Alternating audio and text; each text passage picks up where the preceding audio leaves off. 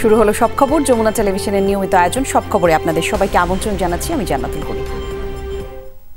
এক বছরেও নির্বাচন না হওয়ায় দেশের সার্বিক পরিস্থিতির অবনতি হচ্ছে, এমনটাই মন্তব্য করেছেন বিএনপির স্থায়ী কমিটির সদস্য আমির খসরু মাহমুদ চৌধুরী। বলেছেন, দ্রুত সময়ে নির্বাচনের মধ্য দিয়ে গণতান্ত্রিক প্রক্রিয়ায় না যাওয়ায় ক্ষতিগ্রস্ত হচ্ছে অর্থনীতি। একদল মুক্তিযুদ্ধ বিক্রি করতেও আরেকদল ২৪ বিক্রি করছে। সিনিয়র যুগ্ম মহাসচিব রিজভী আহমেদ বলেছেন, মানুষ আনুপাতিক হারে নির্বাচনে নয়, সরাসরি ভোটে পছন্দের মানুষকে নির্বাচিত করতে চান। আলাদা অনুষ্ঠানে নেতারা এসব কথা বলেন। দোহার উপজেলায় দলের প্রতিষ্ঠাবার্ষিকী উপলক্ষে ঢাকা জেলা বিএনপি আয়োজিত শোভাযাত্রায় অংশ নেন সিনিয়র যুগ্ম মহাসচিব রিজভী আহমেদ। শোভাযাত্রা পূর্ব সমাবেশে তিনি পিআর পদ্ধতিতে নির্বাচনের দাবির সমালোচনা করেন। সুষ্ঠু ভোট হলে ডাকসুতে ছাত্রদলের প্যানেল জয়ী হবে বলে আশা প্রকাশ করেন রিজভী। আনুপাতিক ভোট পদ্ধতিতে ভোট দিবেন না সরাসরি ভোট দিবেন, বলুন আপনারা কোনটা পছন্দ করেন? সরাসরি ভোট পছন্দ করেন। যারা গোপনে ছদ্মবেশে আপনার অন্য দলে ঢুকে থেকে আবার সুযোগ বুঝে নিজের দলে ফিরে আসেন, এইটা কি মানুষ ভালো বলে? রাজধানীর একটি হোটেলে জুলাই অভ্যুত্থান শীর্ষক সেমিনারে যোগ দেন বিএনপির স্থায়ী কমিটির সদস্য আমির খসরু মাহমুদ চৌধুরী। বলেন, আন্দোলনের কৃতিত্ব নিয়ে লড়াই হলে দেশের ভবিষ্যৎ অনিশ্চয়তায় পড়বে। আমি তো কোনো কৃতিত্ব নেওয়ার দরকার নাই, যে আমি দায়িত্ব পালন করছি, যে এই আন্দোলন আমার কৃতিত্ব আমাকে ভোগ করতে হবে, আমাকে বাংলাদেশ চালাতে হবে, বাংলাদেশ কিভাবে চলবে আমাকে সিদ্ধান্ত নিতে হবে। আমার সিদ্ধান্ত না আসলে আমি এটা করব না, আমি সেটা করব না। একটা কালচার, এই কালচার থেকে তো বেরিয়ে আসতে হবে। গণ আন্দোলনে সরকার পতনের পর যেসব দেশে দ্রুত নির্বাচন হয়নি সেসব দেশ বিভক্তি আর গৃহযুদ্ধ দেখেছে বলেও মন্তব্য করেন আমির খসরু। জানান, নির্বাচনের সময় ঘোষণার পর বিনিয়োগকারীরা পর্যবেক্ষণ করছে। সরকার ও জনগণের মধ্যে সেতু নির্মাণে দ্রুত নির্বাচনের বিকল্প নেই বলেও মনে করেন বিএনপির এই নেতা। ইন্টেরিয়াম মানে ইন্টেরিয়াম, এই অবস্থায় কেউ এখানে সিদ্ধান্ত কেন নেবে? যত তাড়াতাড়ি সম্ভব, এক বছর অ্যাকচুয়ালি বেশি সময় হয়ে গেছে। আমাদের অনেক আগে নির্বাচন প্রক্রিয়ার মাধ্যমে দেশটাকে একটা ডেমোক্রেটিক অর্ডারে চলে যাওয়ার কথা ছিল, এবং এই না যাওয়ার কারণে দেশ কিন্তু দিন দিন নিচের দিকে যাচ্ছে। অন্তর্বর্তী সরকারের মধ্যে আত্মবিশ্বাসের ঘাটতি আছে বলেও মনে করেন সেমিনারে যোগ দেয়া নেতারা। সক্ষম মানুষদেরকে সরকারে দেখতে চায়, দেশপ্রেমিক মানুষকে সরকার পরিচালনায় দেখতে চায়। সাইফুদ্দিন রবিন, যমুনা নিউজ, ঢাকা। আদালত কাউকে পলাতক ঘোষণা করলে জাতীয় সংসদ নির্বাচনে প্রার্থী হতে পারবেন না সেই ব্যক্তি। আরপিওতে এমন বিধান উল্লেখ করে বেশ কিছু সংশোধনী প্রস্তাব এনেছে নির্বাচন কমিশন। বাড়ানো হয়েছে জামানত এবং নির্বাচনী ব্যয়ের সীমা। গত নির্বাচন কমিশন আইন সংশোধন করে যেসব জায়গায় ইসির ক্ষমতা খর্ব করেছিল সেসব বিধান পুনরায় ফিরিয়ে এনেছে বর্তমান কমিশন। নির্বাচনের প্রধান আইন গণপ্রতিনিধিত্ব আদেশে আমূল পরিবর্তনের উদ্যোগ নিয়েছে কমিশন। কয়েক দফা বৈঠক শেষে কমিশনের অনুমোদনের পর আরপিও সংশোধন ভেটিংয়ের জন্য আইন মন্ত্রণালয়ে পাঠানো হয় মঙ্গলবার। সব মিলে আরপিওতে ৪৬টি ধারা উপধারা পরিবর্তন করা হয়েছে। যে কোনো ফৌজদারি মামলার আসামিকে আদালত পলাতক ঘোষণা করলেও বিদ্যমান আইনে তিনি নির্বাচনে অংশ নিতে পারতেন। সংশোধিত আইনে সে সুযোগ উঠিয়ে দেওয়া হয়েছে। কমিশনার আবুল ফজল মোহাম্মদ সানাউল্লাহ সাংবাদিকদের আরও জানান, প্রতীক থাকবে না, কার্যক্রম নিষিদ্ধ হওয়া দলেরও। আদালত কর্তৃক কাউকে যদি ফেরারি ঘোষণা করা হয় তারা নির্বাচনে অংশ নিতে পারবেন না। সাধারণ একজন আপনার ফৌজদারি অপরাধী আর মানবতা বিরোধী অপরাধী অনেক সময় সমান ইমিউনিটি পান না। সেই ক্ষেত্রে আমরা বিশদ আলোচনা করে যেটা বললাম আপনাকে, আমাদের কাছে মনে হয়েছে যে না, এই প্রভিশনটা থাকা দরকার। এটা যে কোনো ফৌজদারি অপরাধের ফেরারি আসামি। যদি ভবিষ্যতে দেখা যায় যে না, এটার মিসইউজ হচ্ছে, তখন আমাদেরকে আবার রিভিউ করতে হবে। গত কমিশন আরপিও সংশোধনের মাধ্যমে ইসির ক্ষমতা খর্ব করেছিল। ফলাফল বাতিলের বিষয়ে ক্ষমতা পুনর্বহাল করেছে ইসি। খসড়ায় প্রস্তাব করা হয়েছে, একজন প্রার্থী ভোটার প্রতি সর্বোচ্চ 10 টাকা কিংবা আসন প্রতি সর্বনিম্ন 25 লাখ টাকা থেকে ভোটার সংখ্যা অনুযায়ী নির্বাচনী ব্যয় করতে পারবেন। প্রার্থীরা শিক্ষা প্রতিষ্ঠানের পরিচালনা পর্ষদে থাকতে পারবেন না। সর্বোচ্চ 50 লাখ টাকা পর্যন্ত ডোনেশন নিতে পারবে প্রার্থী এবং রাজনৈতিক দল। প্রিজাইডিং অফিসারই সর্বেসর্বা হবেন কেন্দ্রে। তিনি সিদ্ধান্ত নেবেন যে তিনি ভোট কন্টিনিউ করবেন নাকি বন্ধ করবেন। রিটার্নিং অফিসার চাইলে যে কোনো একটি কেন্দ্র, একাধিক কেন্দ্র বা সমস্ত কনস্টিটিউয়েন্সির নির্বাচন এমনকি ফলাফল স্থগিত করতে পারবেন। দুই প্রার্থীর ভোট সংখ্যা সমান হয়ে গেলে লটারি নয়, পুনরায় ভোট হবে। আইনে সংসদ সদস্য প্রার্থীদের জামানত 20,000 থেকে বাড়িয়ে 50,000 টাকা করা হয়েছে। একক প্রার্থী থাকলে সরাসরি তাকে বিজয়ী ঘোষণা করা হবে না, তাকে নায়ের বিপক্ষে ভোট করতে হবে এবং দ্বিতীয়বারও যদি গিয়ে দেখা যায় তফসিল করে নতুনভাবে ঘোষণা করার পরে আবারও একই প্রার্থী হচ্ছে, তখন আর না ভোট হবে না। এছাড়া জেলা প্রশাসক নয়, ভোট কেন্দ্রের তালিকা করবেন জেলা নির্বাচন অফিসার। কেউ নির্বাচিত হয়ে যাওয়ার পরেও হলফনামার তথ্য মিথ্যা প্রমাণিত হলে সংসদ সদস্য পদ বাতিল হবে, এমন সংশোধনী প্রস্তাবও রাখা হয়েছে আরপিওতে। সরকারের অন্য যে কোনো সংস্থাও যারা মনে করেন যে না তারাও ব্যক্তির কাছে পাবেন এবং এই কথাটা উঠে আসে নাই, তাহলে তারা অ্যাপিল করতে পারবেন। লাভলি বিথি, যমুনা নিউজ, ঢাকা। ত্রয়োদশ জাতীয় সংসদ নির্বাচনের আগে 4,000 এএসআই নিয়োগ দেওয়া হবে, যার অর্ধেক সরাসরি, বাকিটা পদোন্নতির মাধ্যমে। সচিবালয়ে সাংবাদিকদের এসব কথা জানান আইজিপি বাহরুল আলম। এ সময় জনপ্রশাসন মন্ত্রণালয়ের সিনিয়র সচিব ডক্টর মোহাম্মদ মুখলেসুর রহমান নির্বাচনে কোনো কর্মকর্তা পক্ষপাতিত্ব করলে তার বিরুদ্ধে কঠোর ব্যবস্থা নেওয়ার হুঁশিয়ারি উচ্চারণ করেন। সাংবাদিকদের জানান, লটারির মাধ্যমে ডিসি ইউএনও পদায়ন করা হবে না। আসছে নির্বাচনটি কেমন হবে এই আলোচনা সমালোচনায় সবার বক্তব্যেই যখন উঠে আসছে আইন শৃঙ্খলার বিষয়টি, তখন পুলিশ প্রশাসনের পক্ষ থেকে জানানো হলো বাহিনীতে নতুন করে 4,000 এএসআই নিয়োগের অনুমোদন মিলেছে। বুধবার সচিবালয়ে এই নিয়োগকেই সহজতর করতে জনপ্রশাসন সচিবের কাছে আসেন পুলিশের মহাপরিদর্শক। বৈঠক শেষ করে দুই কর্মকর্তা জানান তারা নিয়োগ বিধানের ছোটখাটো কয়েকটি ত্রুটি দূর করেছেন। যেহেতু নির্বাচন সামনে এবং আমাদের মাননীয় প্রধান উপদেষ্টা নির্দেশনা দিয়েছেন, সেই আলোকে আমাদের অর্থ মন্ত্রণালয়, লেজিসলেটিভ এবং জনপ্রশাসন এবং সংশ্লিষ্ট স্বরাষ্ট্র মন্ত্রণালয়ের মাধ্যমে মিটিং করে আমরা এই পদগুলোকে সৃজন করেছি। এই কাজগুলো যাতে এক্সপেডাইট করা যায়, এই জন্য লেখালেখি না করে এক বসাতেই যাতে হয়, সেই কারণে আজকে আমরা বসেছিলাম। 4,000 এএসআই নিয়োগ দেওয়া হবে। এর মধ্যে 50% হবে সরাসরি আর 50% হবে পদোন্নতির মাধ্যমে। জনপ্রশাসন মন্ত্রণালয়ে আজকে এসেছিলাম, ওই বিধিটা যেটা তৈরি হচ্ছে ওইখানে মাইনর কিছু সংশোধনী দরকার ছিল, তো আমরা সেটা করে দিচ্ছেন। জনপ্রশাসন সচিবের কাছে জানতে চাওয়া হয় নির্বাচনকালীন মাঠ প্রশাসন এবং নির্বাচন কর্মকর্তাদের দায়িত্ব নিয়ে। জবাবে তিনি বলেন, বিগত আমলে যারা নির্বাচন সংশ্লিষ্ট অপরাধে জড়িত ছিলেন তাদের বাদ দিয়েই প্রশাসন সাজানো হয়েছে। তবে তফসিল ঘোষণার পর নির্বাচন কমিশনের চাহিদা মতো মাঠ প্রশাসনে পরিবর্তন আনার ক্ষমতা রয়েছে। কখনো কোনোদিন লটারির মধ্যে সিভিল সার্ভিসে পোস্টিং হয়নি, এখনো হচ্ছে না, হবে না। কমপ্লেনের এগেনস্টে আমাদের ফিট লিস্ট আছে, সেখান থেকে তাকে উইথড্র করা হচ্ছে। কারো পক্ষে অথবা কোনো দলের পক্ষে এতটুকু যদি কেউ কোনো মানে আমরা এখন পর্যন্ত জানি যে সেরকম নাই, যদি আমরা এরকম বুঝি তাকে উইথড্র করা হবে এবং প্রচলিত আইনের আওতায় এনে তাদের বিরুদ্ধে প্রশাসনিক ব্যবস্থা নেওয়া হবে। প্রশ্ন করা হয় নির্বাচনের দায়িত্ব পালনের জন্য নতুন করে 2,000 এএসআই নিয়োগ যথেষ্ট কিনা। আমরা তো 8,000 এএসআই এর কথা বলেছিলাম, আপাতত আমরা 4,000-এর বড় স্যাংশন পেয়েছি, অনুমতি, সেটা প্রসেস করছি। দেখা যাক সামনে আরো কি হয়। দ্রুততম সময়ে পুলিশের নিয়োগ সম্পন্ন হবে বলে জানান আইজি। একই সঙ্গে জেলা ও বিভাগীয় পর্যায়ে কনস্টেবল পদে নিয়োগ অব্যাহত আছে বলেও উল্লেখ করেন তিনি। তানভীর মৌসুম, যমুনা নিউজ, ঢাকা। 9 সেপ্টেম্বর ডাকসু নির্বাচন হতে আর কোনো বাধা থাকলো না। বুধবার হাইকোর্টের আদেশ স্থগিত করে চেম্বার আদালতের দেয়া আদেশ বহাল রাখেন আপিল বিভাগ। ঢাকা বিশ্ববিদ্যালয় এবং এএসএম ফরহাদের আইনজীবীরা রিটকারীর উদ্দেশ্য নিয়ে সন্দেহ প্রকাশ করেন। বলেন, আদালতে আবেদনের কোনো এখতিয়ারই ছিল না রিটকারীর। নির্বাচন স্থগিত করে হাইকোর্টের আদেশের প্রেক্ষিতে আপিল। গত দুদিন ধরে আদালত পাড়ায় এ নিয়ে চলছে আলোচনা। তবে সবকিছুর অবসান করে অবশেষে আপিল বিভাগের পূর্ণাঙ্গ বেঞ্চ থেকে এলো চূড়ান্ত সিদ্ধান্ত। 9 তারিখেই হচ্ছে ডাকসু নির্বাচন। বুধবার জনাকীর্ণ আদালতে হয় শুনানি। রিটকারীর আইনজীবী আদালতকে বলেন, নির্বাচন বন্ধ নয়, জিএস প্রার্থী এসএম ফরহাদের নিষিদ্ধ ছাত্রলীগের সঙ্গে সংশ্লিষ্টতা আছে কিনা সেটির তদন্ত চান তারা।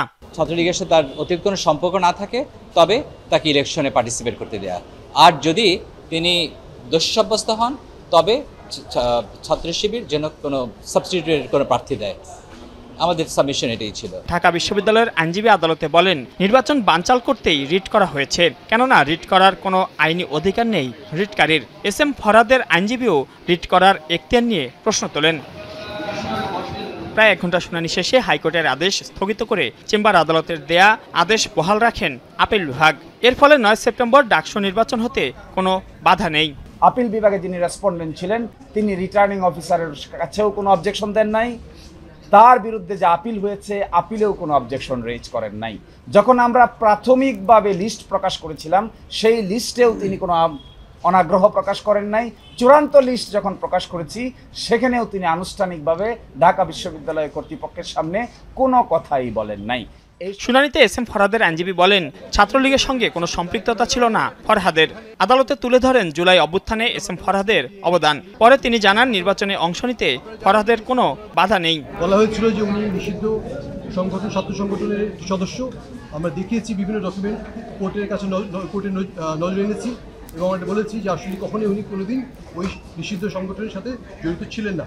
নিষিদ্ধ ছাত্রলীগের সঙ্গে জড়িত থাকার অভিযোগ তুলে 28 আগস্ট ডাকসু নির্বাচনে জিএস প্রার্থী এসএম ফরহাদের প্রার্থিতা চ্যালেঞ্জ করে হাইকোর্টে রিট করেন মুক্তিযুদ্ধ গণতান্ত্রিক আন্দোলন বিষয়ক সম্পাদক প্রার্থী বিএম ফাহমিদ আলম। রিটের কারণে তাকে গণধর্ষণের হুমকির বিষয়টিও তুলে ধরা হয় সর্বোচ্চ আদালতে। মাইনুল মারুফ, যমুনা নিউজ, ঢাকা। সামাজিক যোগাযোগ মাধ্যমে ঢাকা বিশ্ববিদ্যালয়ের ছাত্রীকে গণধর্ষণের হুমকি দেওয়ার ঘটনায় ঢাকা বিশ্ববিদ্যালয়ের সমাজবিজ্ঞান বিভাগের শিক্ষার্থী আলী হোসেনকে বিশ্ববিদ্যালয় থেকে 6 মাসের জন্য বহিষ্কার করা হয়েছে। সকালে প্রেস বিজ্ঞপ্তিতে এসব কথা জানিয়েছে বিশ্ববিদ্যালয়ের জনসংযোগ দপ্তর। বলা হয়, প্রক্টোরিয়াল সত্যানুসন্ধান কমিটি সুপারিশের ভিত্তিতে বহিষ্কার সিদ্ধান্ত নেওয়া হয়। উল্লেখ্য, এটি বিশ্ববিদ্যালয় আইনে প্রক্টরের এখতিয়ারভুক্ত সর্বোচ্চ শাস্তি। আলী হোসেন শহীদ সার্জেন্ট জহুরুল হক হলের শিক্ষার্থী। একই সঙ্গে তার বিরুদ্ধে ওঠা অভিযোগটি বিশ্ববিদ্যালয়ের যৌন নিপীড়ন বিষয়ক কমিটিতে পাঠানো হয়েছে।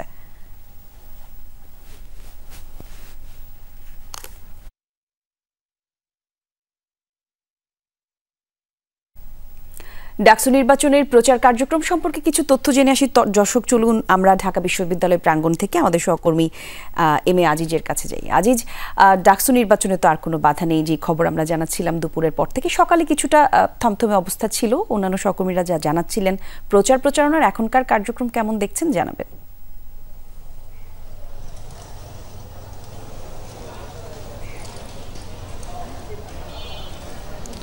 ধন্যবাদ কলি। ডাকসু নির্বাচনের যে প্রতিবন্ধকতাগুলো ছিল সেগুলো এরই মধ্যে হাইকোর্টের আপিল বিভাগের পূর্ণাঙ্গ রায়ের মাধ্যমে সেটি আপাত দৃষ্টিতে নিরসন হয়েছে এবং আদালত আপিল বিভাগ যে রায় দিয়েছেন সেটি আগামী 2 মাস পর্যন্ত যে স্থগিতাদেশ ছিল সেটি আপাতত স্থগিত করে দিয়েছেন আপিল বিভাগ। এবং এর পাশাপাশি আমরা এক খবর আজকে জানতে পেরেছি, সেটি হলো ছাত্রলীগের এক কর্মী যিনি জহুরুল হক হল থেকে আবাসিক শিক্ষার্থী, তিনি সেখান থেকে তিনি ভিপি পদে প্রার্থী হয়েছিলেন। তবে তার প্রার্থিতা বাতিল করে দিয়েছে বিশ্ববিদ্যালয় কর্তৃপক্ষ। সেই প্রেক্ষিতে তিনি আবার হাইকোর্টে আরেকটি রিট করেছেন। তার ব্যালট এবং তার ভোটার তালিকায় তার নাম বহালের দাবিতে তিনি আবার নতুন করে একটি রিট করেছেন। সেই রিটে তিনি তার নাম এবং ব্যালট নাম্বার বহাল না করা পর্যন্ত তিনি সেটি আবার আবেদন যেটি করেছেন সেটি হলো ডাকসু নির্বাচন স্থগিতের আবেদন করেছেন। এর পাশাপাশি আমরা দেখেছি যে আপিল বিভাগের পূর্ণাঙ্গ বেঞ্চের রায়ের পর ঢাকা বিশ্ববিদ্যালয় এলাকায় শিক্ষার্থীরা প্রার্থীদের মধ্যে যে উৎসব, সেই উৎসব আবার ফিরে এসেছে। তো এই বিষয়ে আমি একটু কথা বলতে চাই। আমার সঙ্গে আছেন ঢাকা বিশ্ববিদ্যালয়ের একদম নবীন একজন শিক্ষার্থী, যিনি এই সেশনেই 24-25 সেশনে ঢাকা বিশ্ববিদ্যালয়ে ভর্তি হয়েছেন। এই নির্বাচন নিয়ে তার কী ভাবনা সেটি আমরা একটু কথা বলতে চাই। আমাদের সঙ্গে আছেন মাসুম, তিনি অর্থনীতি বিভাগের শিক্ষার্থী। আমরা তার কাছে যাচ্ছি। এই নির্বাচন নিয়ে আপনার কি চিন্তাভাবনা কি? নির্বাচন নিয়ে আমার যে চিন্তাভাবনা সেটা বলতে গেলে সর্বপ্রথম যে চিন্তাভাবনা, এই যে একবার হাইকোর্টের রিট আসে সরকার থেকে কোনোভাবে রাজনৈতিক আগের বিগত বছরগুলোতে দেখা গেছে যে রাজনৈতিক প্রভাবে ডাকসুকে বন্ধ করে দেওয়া হয়েছিল। আপনি 1990 সালের পর থেকে আর হয়েছে 2019 সালে, আবার এই যে আসলো 2025 সালে। এর মাঝখানে কোনো ডাকসু ইলেকশন হয় না, কিন্তু এটা যে প্রতি বছরের আমাদের একাডেমিক ক্যালেন্ডারে সাথে যুক্ত করা, যে প্রতি বছর ডাকসু ইলেকশনটা হবে, ছাত্রদের যে রাইট। আপনি প্রার্থিতা বাছাইয়ের ক্ষেত্রে কোন দিকগুলো বিবেচনা করবেন? জি, প্রার্থিতা বাছাইয়ের ক্ষেত্রে ক্ষেত্রে প্রথমত প্রার্থীর যোগ্যতা, তার দক্ষতা, সে যেই ঢাকা বিশ্ববিদ্যালয়ের উন্নয়নে কোনো সংস্কারে যে ভূমিকা রাখতে পারবে, তার যে এটা সবার আগে দেখবো আমরা। তারপরে পরবর্তীতে দেখা যাচ্ছে রাজনৈতিক প্রভাব, কারণ ঢাকা বিশ্ববিদ্যালয়ের রাজনীতির মূল কেন্দ্র বলা হয় ঢাকা বিশ্ববিদ্যালয়কে বাংলাদেশের রাজনীতির। এখন ডাকসু ইলেকশনে যেই যেতে প্রতিবারই দেখা যায় যে রাজনৈতিক কোনো প্রভাবে সে আর কাজ করতে পারে না। যেমন 19 সালের আপনি যদি উদাহরণ নেন। ধন্যবাদ আপনাকে।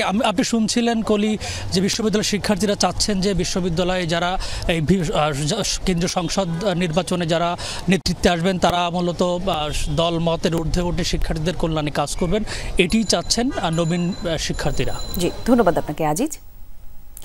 রাকসু নির্বাচনে মনোনয়নপত্র তোলার সময়সীমা একদিন বাড়ানোয় আজও চলছে কার্যক্রম। এরই মধ্যে প্রথম বর্ষের শিক্ষার্থীদের ভোটার তালিকায় অন্তর্ভুক্তির সিদ্ধান্ত নিয়েছে নির্বাচন কমিশন। অন্যদিকে উৎসবমুখর পরিবেশে জাকসুতে চলছে প্রার্থীদের 6ষ্ঠ দিনের প্রচারণা। ভোটারদের মন জয়ে নানা প্রতিশ্রুতি দিচ্ছেন প্রার্থীরা। একদিন বৃদ্ধি করা হয়েছে রাজশাহী বিশ্ববিদ্যালয় কেন্দ্রীয় ছাত্র সংসদ রাকসু নির্বাচনে মনোনয়নপত্র উত্তোলনের সময়সীমা। দিনের প্রথম ভাগেই স্লোগান দিয়ে মনোনয়নপত্র উত্তোলন করেন প্রার্থীরা। আমরা যেদিন থেকে রাজশাহী বিশ্ববিদ্যালয়ে আমরা চান্স পেয়েছি বা পড়ার সুযোগ পেয়েছি, ওই প্রথম দিন থেকে আমরা রাজশাহী বিশ্ববিদ্যালয়ের একজন শিক্ষার্থী, এক একটি অংশ। তো রাকসু হচ্ছে বিশ্ববিদ্যালয়ের একটি অংশ। তো আমি মনে করি আমি যখন থেকে এই বিশ্ববিদ্যালয়ের অংশ, রাকসু এই বিশ্ববিদ্যালয়ের অংশ, আমি তখন থেকে এটির অধিকার রাখি।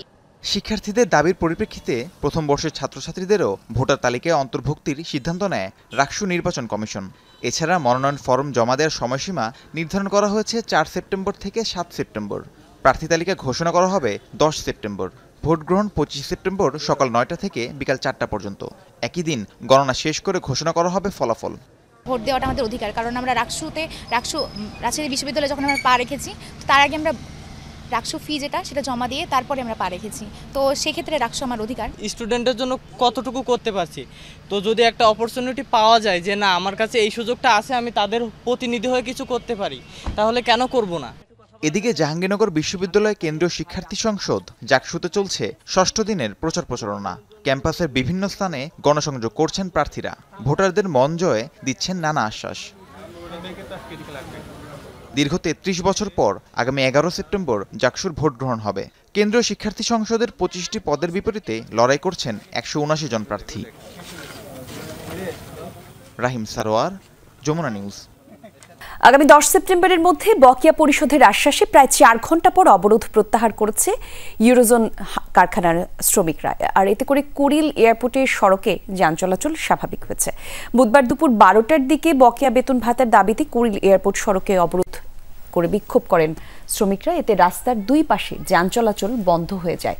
চরম ভোগান্তিতে পড়েন সাধারণ মানুষ। গাড়ি দীর্ঘ সময় আটকে থাকার কারণে অনেকে নেমে বিকল্প উপায়ে গন্তব্যের দিকে রওনা হন। হেঁটে গন্তব্যে পৌঁছেছেন অনেকেই। যানজটের ভোগান্তি কমাতে গুলশান ট্রাফিক বিভাগ সামাজিক যোগাযোগ মাধ্যমে নগরবাসীকে বিষয়টি জানিয়ে বিকল্প সড়ক ব্যবহারের পরামর্শ দিয়েছে। আজকে 15 দিন ধরে 23 তারিখ থেকে আমরা 15 দিন ধরে এখন অফিসে আইতাছি। আমাদের কোনো ম্যানেজমেন্টের লোক নাই। ডাইরেক্টর সহ এমডি সহ ম্যানেজমেন্টের লোক সবাই পলাইছে। আমগো টাকা পয়সা পাওনা দানা না দিয়া আমগো 2 মাসে বেতন দেয় না, মালিক আমগো পড়াইছে, ম্যানেজমেন্টের লোক কেউ আসে না। তো আমরা কার পরে সাই পেট্রোতে আমরা করতেছি। বাকি যে টাকাগুলো 2 মাসে কিস্তিতে দিব, কিস্তিতে টাকা কেউ নেওয়া সম্ভব? বাসা ভাড়া দিয়া 15,000 20,000 টাকা রুম ভাড়া দিয়া 2 মাসে কয় টাকা বেসিক দিব? আর এটি ঘর ভাড়াই দিব না এটি খাইব কোন? ভিপি নূরের উপর হামলার প্রতিবাদ ও জাতীয় পার্টি নিষিদ্ধের দাবিতে রাজধানীর পল্টন মোড়ে অবরোধ করেছে গণ অধিকার পরিষদের নেতাকর্মীরা। যান চলাচল বন্ধ রয়েছে সেখানে। আমাদের সহকর্মী হাসিবুল করিম বিজয় আছেন সেখানে, সরাসরি জানাবেন সেখানকার সবশেষ অবস্থা। বিজয়, অবরোধ এখনো চলছে কিনা জানাবেন, জনদুর্ভোগ কতটা দেখতে পাচ্ছেন? খুবই ব্যস্ত সড়ক সেটি, যান চলাচল বন্ধ হয়ে যাওয়ায় কি অবস্থা সবশেষ আমাদেরকে জানাবেন। আগেই অবরোধ চলছিল, একটু আগেই অবরোধটা আসলে শেষ হয়ে গিয়েছে। মূলত গণ অধিকার পরিষদের যে নুরুল হক নূর তার বিরুদ্ধে যে হামলা, সেই হামলার প্রতিবাদেই কিন্তু তারা আসলে এই বিক্ষোভ মিছিলটি করে। এবং এছাড়াও তারা আরও 2টি দাবি আসলে তুলেছে। সেগুলো হচ্ছে যে জাতীয় পার্টি সহ 14 দলের রাজনৈতিক নিষিদ্ধের দাবি এবং প্রধান উপদেষ্টার স্বরাষ্ট্র উপদেষ্টার পদত্যাগের দাবিতে কিন্তু তারা আসলে এই বিক্ষোভ সমাবেশ এবং মিছিলটি আসলে করে। এছাড়াও আমি আসার পথে যেমনটি দেখেছি করলি যে জাতীয় পার্টির অফিসের সামনে কিন্তু আইনশৃঙ্খলা বাহিনীর বেশ উপস্থিতি রয়েছে এবং তারা তাদের বেশ নিরাপত্তার পক্ষে কিন্তু আইনশৃঙ্খলা বাহিনী বেশ কাজ করছে এবং কিছুক্ষণ আগেও যান চলাচল বন্ধ ছিল এবং ফলে কিন্তু জনগণের বেশ যারা সাধারণ মানুষ রয়েছে তারা বেশ দুর্ভোগ পোহাচ্ছে আমরা বলতেই পারি এবং কিছুক্ষণ আগেই আসলে এই যান চলাচল আসলে একটু আগেই আসলে ছেড়েছে এবং এখন আপনি দেখতে পাচ্ছেন যে কিছুটা স্বাভাবিক হওয়ার পথেই রয়েছে। তো সব কিছু মিলে যদি বলতে চাই যে বিক্ষোভ মিছিল কিছুক্ষণ পর শেষ হওয়ার কিছুক্ষণ আগেই শেষ হওয়ার পরেই কিন্তু এই যান চলাচল কিছুটা স্বাভাবিক হওয়ার পথে রয়েছে। কলি, ধন্যবাদ আপনাকে বিজয়। সহকারী থানা শিক্ষা অফিসার নিয়োগ পরীক্ষার প্রশ্নফাঁস চক্রের অন্যতম হোতাকে গ্রেফতার করেছে সিআইডির সাইবার পুলিশ সেন্টার। দুপুরে মালিবাগে সিআইডি কার্যালয়ে সংবাদ সম্মেলনে এই তথ্য জানান অতিরিক্ত ডিআইজি মোহাম্মদ জাহিদুল ইসলাম। চক্রটি সামাজিক যোগাযোগ মাধ্যমে সাজেশনের আদলে প্রশ্ন ফাঁস করত। সহকারী থানা শিক্ষা অফিসার নিয়োগ পরীক্ষার 90% সাজেশন পাওয়া যাচ্ছে। সামাজিক যোগাযোগ মাধ্যমে এমন চটকদার বিজ্ঞাপন দেখে সতর্ক হয় পিএসসি। বিষয়টি তদন্ত করতে সিআইডিকে জানায় সংস্থাটি। অভিযোগ তদন্তে নামে সিআইডি। বুধবার সংবাদ সম্মেলনে সিআইডি জানায় মোবাইল ব্যাংকিংয়ের মাধ্যমে 200 টাকা থেকে 1600 টাকায় সাজেশন বিক্রির আড়ালে চক্রটি প্রশ্নপত্র বিক্রি করছিল। ইতিমধ্যে এই চক্রটি অসংখ্য চাকরি প্রত্যাশীদের কাছ থেকে মোটা অঙ্কের টাকা হাতিয়ে নিয়েছে। প্রশ্ন ফাঁসে জড়িত থাকার অভিযোগে গ্রেফতার করা হয় আতাউর রহমান নামে এক ব্যক্তিকে। যে বিকাশ করে যে টাকা দিয়েছে সে শর্ট সাজেশন পাবে, তারটা যায় ইনবক্সে, কারোটা গিয়েছে কুরিয়ারে। আমরা সকল তথ্যপাত্র তদন্তের নিরিখে বিশ্লেষণ করে স্যাঙ্গুইন সুনিশ্চিত হয়েছি যে এই আসামি জড়িত এবং সে ফেসবুকে বিজ্ঞাপন দিয়েছিল। সংবাদ সম্মেলনে পিএসসির পরীক্ষা নিয়ন্ত্রক চাকরি প্রত্যাশীদের এমন ফাঁদে পা না দেওয়ার অনুরোধ জানান। আগামী 12 সেপ্টেম্বর নিয়োগ পরীক্ষা অনুষ্ঠিত হবে। চাকরি প্রার্থীদের প্রতি একটা অনুরোধ, আপনারা দয়া করে এই জাতীয় কোনো চক্রের দ্বারা বিভ্রান্ত হবেন না। কোনো সাজেশন, কোনো প্রশ্নর কপি এটা কারো কাছে কোনো রকমই ভাবে যেতে পারে না। তো সুতরাং আপনারা এই চক্র থেকে সাবধান থাকবেন। চক্রের সাথে জড়িত বেশ কয়েকজনের নাম পাওয়া গেছে। তাদের গ্রেফতারে অভিযান চলছে বলে জানায় সিআইডি। এটার ইনবক্স এবং হোয়াটসঅ্যাপ কমিউনিকেশন, যেটা আমি এখানে বলতে চাচ্ছি না। Rabbi Siddiqui, Jamuna news, Dhaka. Activated carbon deodoriser যুক্ত কঙ্কা ফ্রিজে এক খাবারের গন্ধ অন্য খাবারে যেতে পারে না। দেলোয়ার হোসেন সাঈদীর বিরুদ্ধে মিথ্যা সাক্ষ্য দিতে বাধ্য করার অভিযোগে সাবেক প্রধানমন্ত্রী শেখ হাসিনা সহ 40 জনের বিরুদ্ধে আন্তর্জাতিক অপরাধ ট্রাইব্যুনালে অভিযোগ দিয়েছেন তৎকালীন মামলার 3 সাক্ষী। তারা বলেন নানাভাবে নির্যাতন করে অভিযোগ দায়ের এবং সাক্ষ্য দিতে বাধ্য করা হয়েছিল তাদের। 2013 সালের 28 ফেব্রুয়ারি মানবতাবিরোধী অপরাধের মামলায় দেলোয়ার হোসেন সাঈদীকে মৃত্যুদণ্ড দেয় তৎকালীন আন্তর্জাতিক অপরাধ ট্রাইব্যুনাল। সেই রায়ের বিরুদ্ধে আপিল করলে সাজা কমে আমৃত্যু কারাদণ্ডের আদেশ আসে। তারপর থেকে সাঈদী বন্দী ছিলেন কারাগারে। বন্দী অবস্থায় 2023 সালের আগস্টে মারা যান তিনি। মৃত্যুর 2 বছর পর বুধবার আন্তর্জাতিক অপরাধ ট্রাইব্যুনালে হাজির দেলোয়ার হোসেন সাঈদীর বিরুদ্ধে অভিযোগ ও সাক্ষ্য দেয়া মুক্তিযোদ্ধা মাহবুবুল আলম হাওলাদার, মাহতাবউদ্দিন ও আলতাফ হাওলাদার। ট্রাইব্যুনালে তাদের নতুন আর্জি জোর করে সাঈদীর বিরুদ্ধে মামলা দায়ের ও মিথ্যা সাক্ষ্য দিতে বাধ্য করা হয়েছিল তাদের। এ বিষয়ে তারা সাবেক প্রধানমন্ত্রী শেখ হাসিনা সহ 40 জনকে আসামি করে আন্তর্জাতিক অপরাধ ট্রাইব্যুনালে অভিযোগ দায়ের করেন। সবাই মিলে এমনভাবে হুমকি শুরু করছে, তখন আমি বুঝছি যে আমি এখান থেকে রেহাই পাবো না, বা আমার ক্ষতি হবে, আমাকে মেরে ফেলবে, আমার পরিবারবর্গ মেরে ফেলবে। থানাউল্লাহ এডিশনাল আইজি তখন সে বলে সাক্ষী দিতে হবে, বয়স কি না ওকে আমরা বুঝবো ট্রাইব্যুনালে, তোমার সাক্ষী দিলাম। সে অনেক ধরনের গালাগালি আমাকে ব্লাডি বাস্টার্ড করে গালাগালি করছে, অনেক সময় হুমকি দিয়া, অস্ত্র ধরাইয়া, পিস্তল ধরিয়া এই সমস্ত করে। পরে তাদের আইনজীবী বলেন রাজনৈতিক উদ্দেশ্যে দেলোয়ার হোসেন সাঈদীকে ফাঁসাতে মিথ্যা সাক্ষ্য তৈরি করে আওয়ামী লীগ সরকার। বলেন সাক্ষীদের মাথায় বন্দুক ঠেকিয়ে সেফ হোমে নিয়ে নির্যাতনের পর মিথ্যা সাক্ষ্য তৈরি হতো। দীর্ঘ সময় ধরে নির্যাতন করে জীবননাশের হুমকি রেখে তার মাথায় পিস্তল ঠেকিয়ে তাকে বাধ্য করেছে সাঈদী সাহেবের বিরুদ্ধে এই মামলাটি করতে।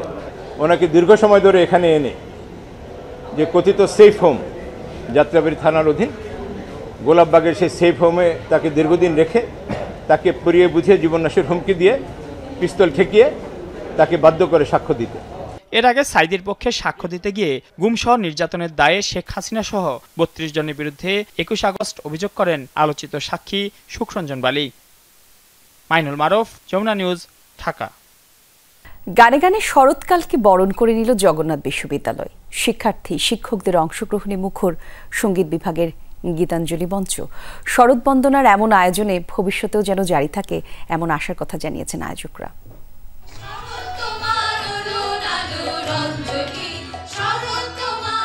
অবিরাম বর্ষণের বাঁধন আলগা করে মেঘের ভেলায় শরৎ এসেছে। অরুণ আলোয় তাকে বরণ করায় তোড় লেগেছে প্রকৃতিতে। জগন্নাথ বিশ্ববিদ্যালয়ের সঙ্গীত বিভাগের উদ্যোগে বুধবার শরৎ উৎসবের আয়োজন করা হয় ক্যাম্পাসে। শিক্ষক ও শিক্ষার্থীরা পরিবেশন করেন একক আর সমবেত সঙ্গীত।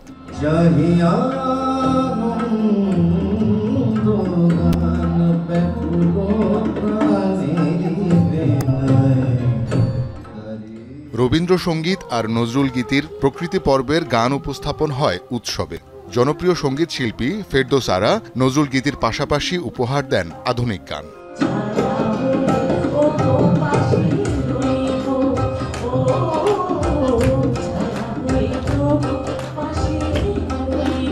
সঙ্গীত এমনই একটি বিষয়, তুমি যত হাজারো শেখো, সেই শেখার চূড়ান্ত সুকুমার বৃত্তির প্রকাশ স্টেজ না হলে, মঞ্চায়ন না হলে, শ্রোতৃবৃন্দ না শুনলে এটা পরিপূর্ণ হয় না। ইউনিভার্সাল মেডিকেল কলেজ অ্যান্ড হসপিটালের পৃষ্ঠপোষকতায় ব্যতিক্রমী এই আয়োজনে মুগ্ধতা প্রকাশ করেন শিক্ষকরা। একটি অসময় গেছে, দুঃসময় পেরিয়ে আমরা সুসময়ের পথে। এই সুসময়ে যেন সুন্দর সুরের অবগাহনে আমরা আবার নিজেদেরকে প্রস্তুত করতে পারি, আবার সুযোগ্য হয়ে গড়ে তুলতে পারি দেশ মাতৃকার সেবায়। আমাদের এই সঙ্গীত বিভাগের শিক্ষার্থীরা, এই সঙ্গীত বিভাগ, এরা তো আমাদের সম্পদ এবং এরা আমাদেরকে এই বিশ্ববিদ্যালয়কে তুলে ধরতে সর্বদা সচেষ্ট। সাংস্কৃতিক বিকাশে ভবিষ্যতেও এমন উৎসব অব্যাহত রাখতে চায় জগন্নাথ বিশ্ববিদ্যালয়ের সঙ্গীত বিভাগ। শওকত মঞ্জুর শান্ত, যমুনা নিউজ, ঢাকা। ঢাকায় যুক্তরাষ্ট্রের নতুন রাষ্ট্রদূত হিসেবে পেশাদার কূটনীতিক ব্রেন্ট ক্রিস্টেনসেনকে মনোনীত করেছেন প্রেসিডেন্ট ডোনাল্ড ট্রাম্প। মঙ্গলবার প্রস্তাব দিয়ে পাঠানো হয় মার্কিন সেনেটে। আর পার্লামেন্টের উচ্চকক্ষে পাশ হলেই তার নিয়োগ চূড়ান্ত হবে। বিষয়গুলো জানিয়ে একটি সংবাদ বিজ্ঞপ্তি প্রকাশ করেছে মার্কিন স্টেট ডিপার্টমেন্ট। ব্রেন্ট বর্তমানে অস্ত্র নিয়ন্ত্রণ এবং আন্তর্জাতিক নিরাপত্তা বিষয়ক আন্ডার সেক্রেটারি হিসেবে দায়িত্ব পালন করছেন। এর আগে 2019 থেকে 2021 সাল পর্যন্ত ঢাকার মার্কিন দূতাবাসের রাজনৈতিক এবং অর্থনৈতিক বিষয়ক কাউন্সিলর ছিলেন তিনি। একসাথে তিনি ন্যাশনাল ওয়্যার কলেজ থেকে 2022 সালে ন্যাশনাল সিকিউরিটি স্ট্র্যাটেজিতে স্নাতকোত্তর ডিগ্রি অর্জন করেছেন। 2002 সালে ফরেন সার্ভিসে যোগদানের আগে তিনি হিউস্টন এবং নিউ ইয়র্ক সিটিতে ব্যবস্থাপনা পরামর্শদাতা হিসেবে কাজ করতেন।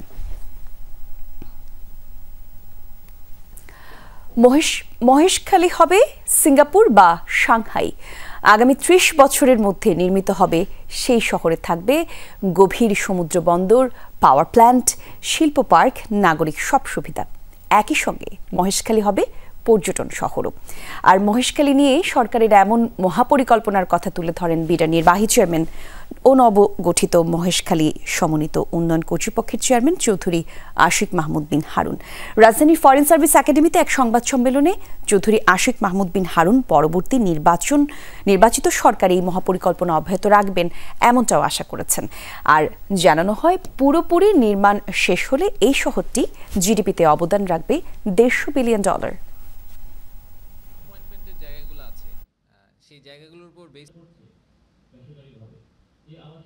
আমরা যদি বাংলাদেশের একটা সিঙ্গাপুর করতে চাই বা বাংলাদেশের ভিতরে একটা সাংহাই পোর্ট করতে চাই, আগামী 30 বছর হাতে আছে সময়। ইমাজিন করতে পারতে হবে যে 30 বছর পরে আমরা এই মহেশখালী মাতারবাড়ি এলাকাটাকে সিঙ্গাপুর বা সাংহাইয়ের মতো করে দেখতে চাই। সেলফ ইজ আ টাউনশিপ এবং অলমোস্ট চট্টগ্রামের আরেকটা এনহ্যান্সড এবং মডিফাইড এবং নিউ ভার্সন। চট্টগ্রাম বন্দরের নিউ মোরিং কন্টেইনার টার্মিনালের কন্টেইনার হ্যান্ডলিংয়ের রেকর্ড গড়েছে চট্টগ্রাম ড্রাই ডক লিমিটেড। দেশের প্রধান সমুদ্র বন্দরের কার্যক্রমে দক্ষতা এবং গতিশীলতা বৃদ্ধির মাধ্যমে প্রতিষ্ঠানটি রেকর্ড করেছে। সকালে এই তথ্য জানিয়েছে ড্রাই ডকের chief operating officer captain Zahid Hussain. বলেছেন, মাইলফলক করার মাধ্যমে দেশের প্রধান বাণিজ্যিক প্রবেশদ্বারকে আরও কার্যকর এবং গতিশীল করে তুলেছে।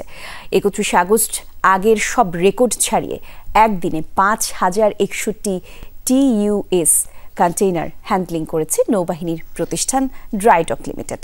আগস্ট মাসে এনসিটিতে মোট ৭৫,৫৮৮টি বক্স কন্টেইনার হ্যান্ডলিং করা হয়, আর যার পরিমাণ ১,২২,৫১৭ TUS। এটা চট্টগ্রাম বন্দরের ইতিহাসে এক মাসে কন্টেইনার হ্যান্ডলিংয়ের সর্বোচ্চ রেকর্ড। ক্যাপ্টেন জাহিদ জানিয়েছেন, ড্রাইডকের ব্যবস্থাপনা এবং অভিজ্ঞ টিমের কারণে জাহাজ আগমন, কন্টেইনার ডেলিভারি এবং গেট অপারেশন সহ প্রত্যেকটি পর্যায়ে উন্নত হয়েছে। আর তার মতে এই সফলতা শুধু আমদানি রপ্তানি খাতের গতিই আনবে না, বরং ব্যবসা বান্ধব অবকাঠামো এবং পরিচালনার দক্ষতার শক্তিশালী বার্তাও পৌঁছাবে।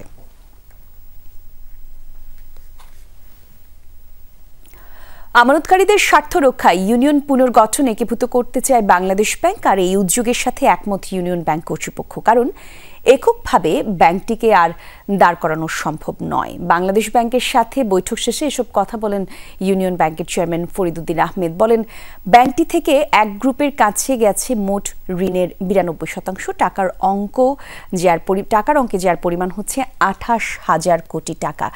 ঋণ যাদের নামে গেছে তাদের খুঁজে পাওয়া যাচ্ছে না। ঋণের বিপরীতে যে জামানত দেওয়া হয়েছে তাও ভুয়া, ফলে এই টাকা আদায় অনেকটাই অনিশ্চিত।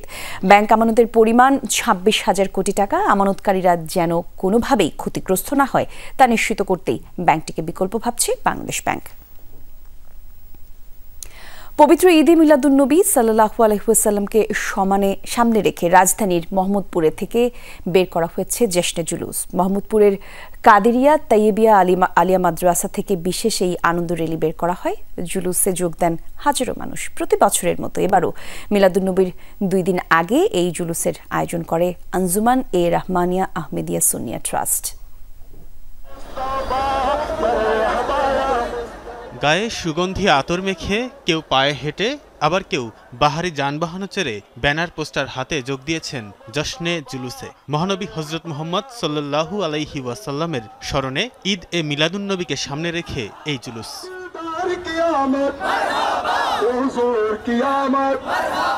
সকাল থেকেই হাজারো মানুষের সমাগম ঘটে মোহাম্মদপুরের কাদেরিয়া তৈয়বিয়া আলিয়া মাদ্রাসার সামনে। এখান থেকেই আল্লামা সৈয়দ মোহাম্মদ সাবির শাহর নেতৃত্বে শুরু হয় জশ্নে জুলুস।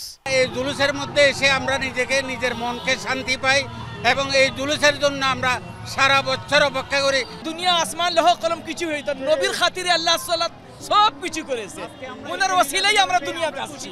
মহানবী সাল্লাল্লাহু আলাইহি ওয়াসাল্লামের আগমনের এই দিনটি ঘিরে ঐক্যবদ্ধ হবে পুরো মুসলিম বিশ্ব, ছড়িয়ে পড়বে শান্তির বার্তা, এমন প্রত্যাশা র্যালিতে অংশ নেয়া মুসল্লিদের। সকল উম্মার মাঝে যেন আমাদের একটা একতা চলে আসে, আমরা বিভিন্ন দলে বিভক্ত না হয়ে আমরা যেন সকলে একত্রিত হয়ে এই দেশকে যেন আমরা সামনে দিয়ে এগিয়ে নিয়ে যেতে পারি। দয়াল নবীজি রহমত স্বরূপ, তাহলে এই রহমত আমরা আজকে এই দিনে পাইয়া আমরা যদি খুশি উদযাপন না করি তাহলে তো এটা বেমানান দেখা যায়। জুলুসের নেতৃত্বদানকারী পাকিস্তান থেকে আগত আল্লামা সৈয়দ মোহাম্মদ সাবির শাহ মুসলিম উম্মাহকে একত্রিত হওয়ার আহ্বান জানান। বলেন, হযরত মুহাম্মদ সাল্লাল্লাহু আলাইহি ওয়াসাল্লামের আদর্শকে ধারণ করলেই আসবে শান্তি। दुनिया में अमन जो है वो इस वक्त सबसे बड़ा मसला है अमन का, और ये अमन तब कायम हो सकता है कि हम हुजूर करीम सल्लल्लाहु अलैहि वसल्लम के बताए हुए रास्ते पे चलेंगे तो हमें अमन मिलेगा, सुकून मिलेगा, शांति मिलेगी। মোহাম্মদপুরের Shahjahan road, Iqbal road, Asad gate, Mohammadpur bus stand হয়ে আবারও কাদেরিয়া তৈয়বিয়া আলিয়া মাদ্রাসার সামনে এসে শেষ হয় জুলুস।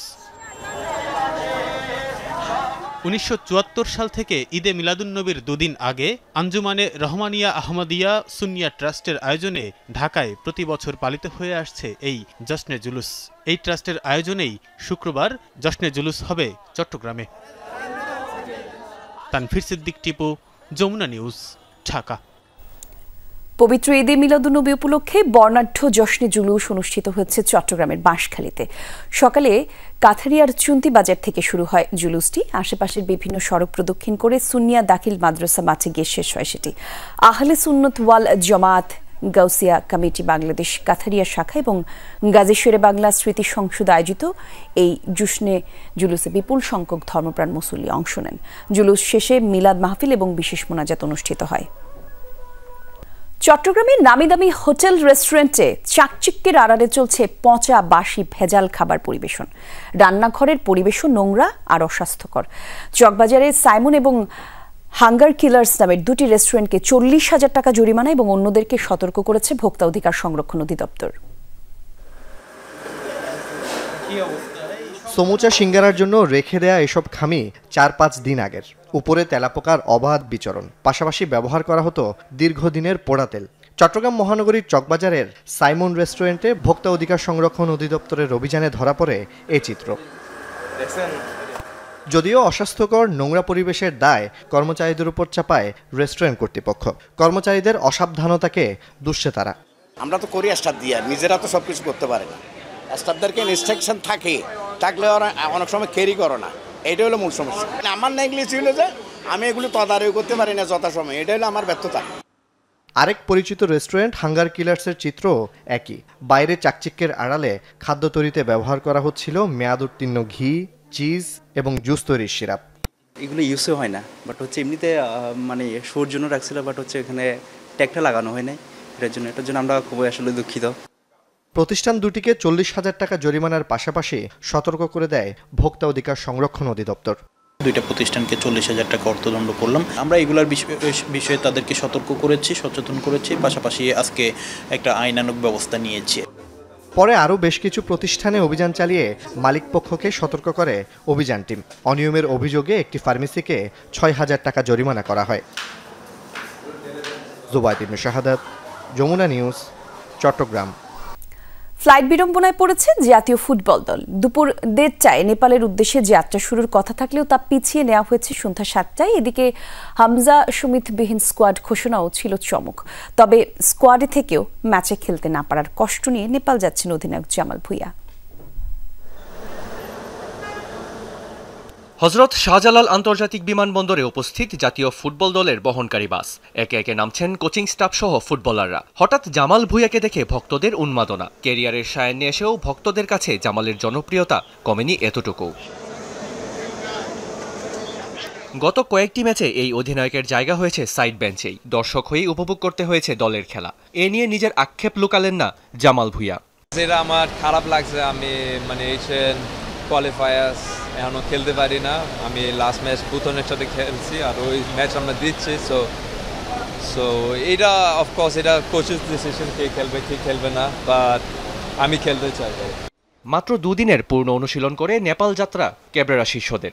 এ নিয়ে কোচ সন্তুষ্ট হলেও ভিন্ন সুরে কথা বললেন অধিনায়ক জামাল ভুঁইয়া। আমরা ভালো অনুশীলন করেছি, ছেলেরাও তাদের সর্বোচ্চটা নিংড়ে দিয়েছে। দুটি প্রস্তুতি ম্যাচেই আমরা জয়ের জন্য খেলব। এই ম্যাচগুলো দিয়েও আমরা হংকংয়ের প্রস্তুতি সারব। আমাদের মেইন টার্গেট হংকং। অফকোর্স আমরা চাইছি আরও মানে ওরা যদি আগে জয়েন করতে পারে তাহলে টিমের জন্য ভালো, বাট এই কিংস ডিসিশন ছিল তা ওরা 31 তারিখ জয়েন করবে। সো এটা বাফে কিছু করতে পারবো না এটার ব্যাপারে, বাট ওরা জয়েন করছে, আমরা happy. So now we are looking forward to Nepal. নেপালের সাথে দুটি প্রীতি ম্যাচে নেই হামজা, সুমিত, ফাহমিদুলরা। দলের সাথে না থাকলেও ঠিকই নিজ দেশের খোঁজ রাখছেন হামজা চৌধুরী। প্রিমিয়ার লিগে খেলা ফুটবলারকে মিস করছেন দলের সবাই। 5-6-7টা প্লেয়ার মিসিং, অফকোর্স আমরা ফিল করব, স্পেশালি হামজা নাই। সো এটা আমরা ফিল করব। আমি গতকাল হামজার সাথে আলাপ করছি। সো হামজা একটা স্মল ইনজুরি পাইছে, বাট উনি আমাকে বলছে এটা নট সিরিয়াস, বাট হংকংয়ের সাথে উনি আসবে। তবে দল ঘোষণায়ও চমক উপহার দিয়েছে বাফুফে। দল যখন নেপালের পথে তখন সামাজিক যোগাযোগ মাধ্যম ফেসবুকে দেয়া হয় 23 সদস্যের দল। এমনকি নেপালে যাওয়ার আগে করা হয়নি কোনো সংবাদ সম্মেলন। Rian Rafti, Jamuna sports, Dhaka. Bangladesh satellite company limited BSCL এর প্রতিনিধিদের সঙ্গে মতবিনিময় করলেন যমুনা টেলিভিশনের ঊর্ধ্বতন কর্মকর্তা ও সাংবাদিকরা।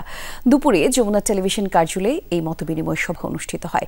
ব্যবস্থাপনা পরিচালক এবং প্রধান নির্বাহী কর্মকর্তা ডক্টর মোহাম্মদ ইমাদুর রহমান BACL এর পক্ষে নেতৃত্ব দেন, আর যমুনা টেলিভিশনের নেতৃত্ব ছিলেন সিইও ফাহিম আহমেদ। মতবিনিময় সভায় দেশে স্যাটেলাইট সার্ভিস সহ 2 প্রতিষ্ঠানের পারস্পরিক নানা ইস্যুতে আলোচনা হয়। টেলিভিশন চ্যানেলগুলোর অবস্থা, দর্শকদের চাহিদা এবং টিআরপি নিয়ে কথা বলেন BACL এবং যমুনা টেলিভিশনের সাংবাদিক এবং কর্মকর্তারা। আলোচনায় BACL এর কার্যক্রম সম্পর্কে ধারণা দেন কর্মকর্তারা। বিপরীতে যমুনা টেলিভিশনের কাঠামো এবং সামাজিক যোগাযোগ মাধ্যমে ব্যাপক জনপ্রিয়তার তথ্য-উপাত্ত তুলে ধরেন সাংবাদিক এবং কর্মকর্তারা। গাইবান্ধার সুন্দরগঞ্জে শেষ হলো 2 মাসব্যাপী সহস্র বৃক্ষরোপণ কর্মসূচি। বিকেলে বেলকা এমসি উচ্চ বিদ্যালয়ে অনুষ্ঠিত হয় সমাপনী অনুষ্ঠান। এ সময় বিদ্যালয় প্রাঙ্গণে ফলজ, বনজ এবং ঔষধি গাছ রোপণ করা হয়। পরে পরিবেশ বিষয়ক আলোচনা সভা অনুষ্ঠিত হয়। গেল 9 July real change of Bangladesh উদ্যোগে উদ্বোধন করা হয় 2 মাসব্যাপী বৃক্ষরোপণ কর্মসূচি। চলমান এই কর্মসূচির আওতায় উপজেলার বিভিন্ন শিক্ষা প্রতিষ্ঠান এবং প্রধান সড়কগুলোতে নানা ধরনের গাছ রোপণ করা হয়।